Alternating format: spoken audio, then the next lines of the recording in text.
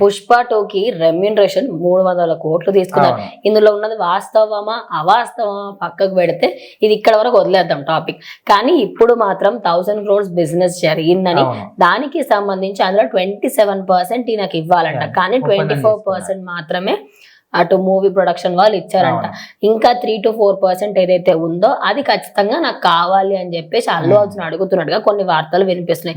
ఇందులో ఎంత నిజం ఉంది అంటే పుష్ప 2కి సంబంధించి అల్లు అర్జున్ కి 300 కోట్లు రెమ్యునేషన్ తీసుకున్నాడని ఎప్పటి నుంచో ఈ వార్త వినిపిస్తుంది. కాకపోతే ఇందులో ఎంత వాస్తవం ఉంది అవాస్తవం అనేది ఇంతవరకు అయితే రాలేదు. కాకపోతే ప్రీ రిలీజ్ బిజినెస్ లో 27% అయితే ఖచ్చితంగా అల్లు అర్జున్ కి ఇస్తామని వాళ్ళైతే ఒప్పందం కూడా కుదుర్చుకున్నారు.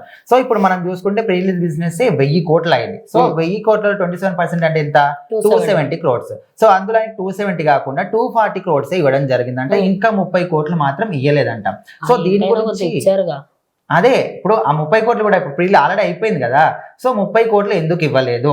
27 అనేది ఒప్పందం చేసుకున్నప్పుడు 24 ఎందుకు ఇస్తారని కొంతమంది అల్లు అర్జున్ ఫ్యాన్స్ అంటున్నారు. అదేవిధంగా సినిమా వర్గంలో కూడా మాట్లాడుకుంటున్నారు. ఎందుకంటే ఇంత భారీ సినిమా కదా.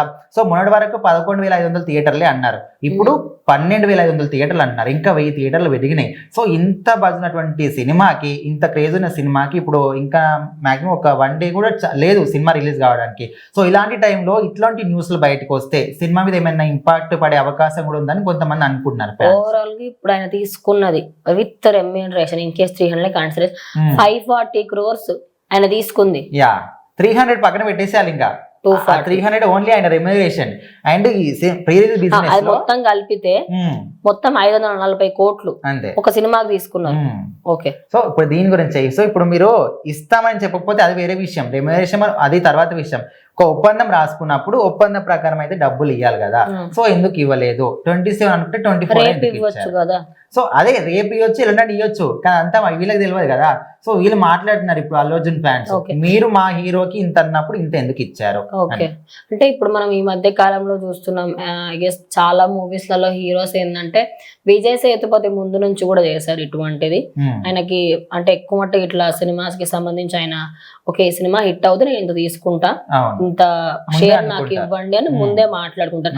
In case suppose cinema flop అయింది అనుకోండి, ఆ రెమ్యూనరేషన్ అందులో నుంచి కొంచెం ఇచ్చేయడానికి ఇస్తారు, కొంతమంది ఇవ్వరు.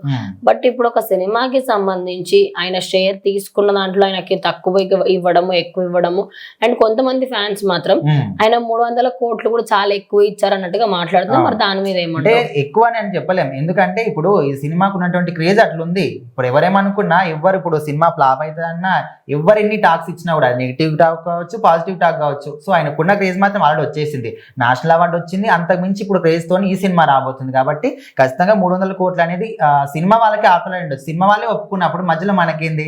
సో వాళ్ళకి వచ్చిన డబ్బులు వాళ్ళు ఇస్తున్నారు, వాళ్ళ ఒప్పందం కుదుర్చుకున్నారు. సో అదంతా పక్కన పెడితే ఈ 27% విషయానికి వస్తే కూడా ఫైట్ లాగా అవుతుంది. సో ఇప్పుడు అది కూడా ఇస్తారు అని కూడా వీళ్ళకి తెలియదు, ఇస్తారని తెలియదు, ఇయ్యరని తెలియదు, మధ్యలో మాట్లాడుతున్నారు. అంటే సో ఇప్పుడు 24 ఇవ్వచ్చు, నెక్స్ట్ తర్వాత నెక్స్ట్ ఇవ్వచ్చు కదా. సో ఇదంతా తెలియకుండా కాబట్టి సో ఫ్యాన్స్ మొత్తానికి ఆయన ఒప్పుకున్న అమౌంట్ అల్లు అర్జున్ కి ఇయ్యలేదు అని ఒక న్యూస్ మాత్రం ఇప్పుడు బయట హల్చల్ చేస్తుంది. అది ఫేకా రియలా కూడా తెలియదు. ఎందుకంటే రీసెంట్ టైమ్స్ లలో ఆయన రెమ్యూనరేషన్ కూడా అంత తీసుకొని ఉండరు.